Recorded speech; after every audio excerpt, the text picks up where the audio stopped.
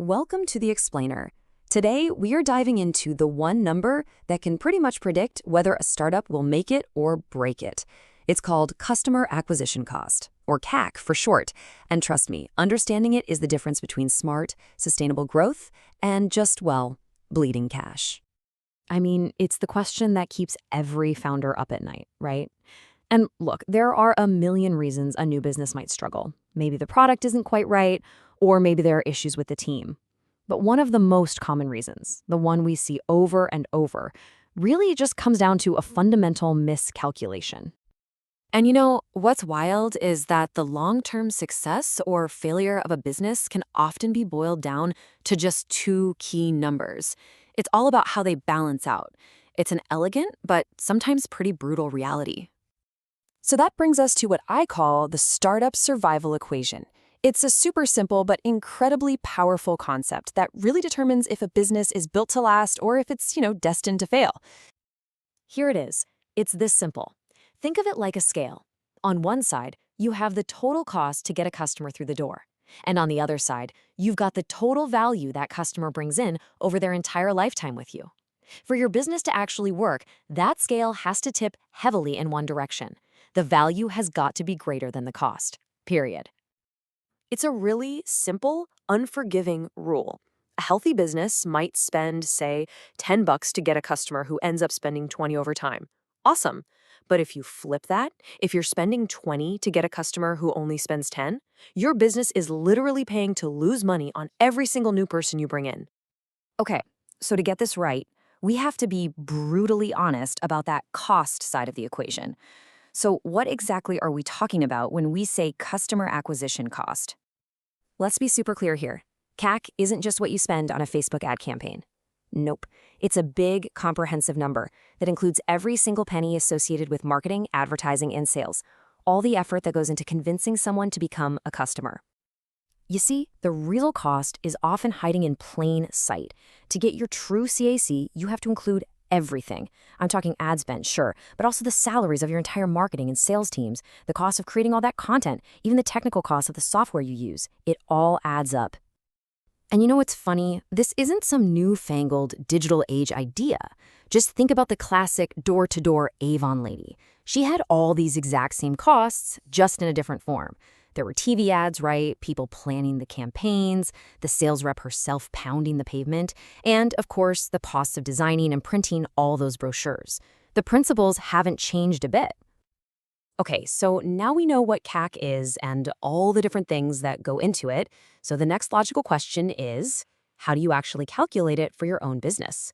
Well, it's probably more straightforward than you think. The formula itself is actually super easy. It's just 3 steps. First, you add up all of your sales and marketing costs over a specific time frame. Let's just say 1 month to keep it simple. Step 2, count up how many brand new customers you got in that same month. And finally, step 3, you just divide those total costs by your number of new customers. That's it. So let's put some real numbers to this. Using an example from our source material, imagine a company spends a whopping $300,000 on all its sales and marketing stuff in 1 month. And during that time, they managed to bring in 30 new customers. You do the math. That's 300,000 divided by 30, and you get a customer acquisition cost of $10,000. I mean, wow, that is a staggering number, right? And it's an absolutely crucial piece of information to have. Knowing this number is the very first step to getting it under control. Okay, so knowing your CAC is one thing, but that's just step 1. The real work, the real magic, begins when you start to drive that number down and make your whole process way more efficient and profitable. Here are 3 key strategies to do just that.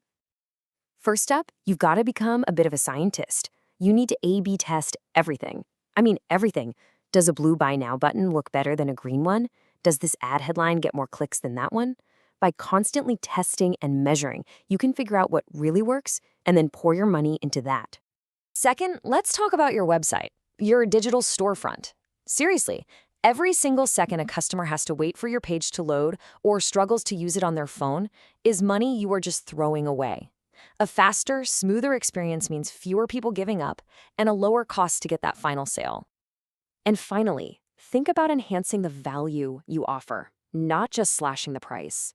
A simple discount can sometimes feel Kind of cheap, right? But offering a really useful feature upgrade or a smart product bundle, that feels like a gift.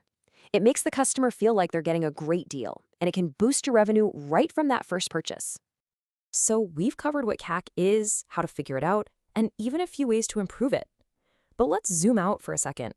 Why does obsessing over this one metric really matter for the health of your business? I want you to think of CAC as a vital sign, just like your heart rate or blood pressure. It tells you about the fundamental health of your entire business model. Keeping a close eye on it makes sure that all your sales and marketing efforts are actually paying off and that the growth you're seeing is actually sustainable and, profitable. And that really gets to the heart of it, doesn't it? You can't just throw more money at the problem of getting customers and expect it to work. That's not a strategy, it's a gamble. The only way to really win is to spend smarter and know for certain that your investment is actually paying off. So I want to leave you with this final question to really chew on. When you factor in absolutely everything, the salaries, the overhead, all those little hidden costs, do you truly know what your business is really paying for each and every customer? Because answering that question, that's the first step to building a business that's truly built to last.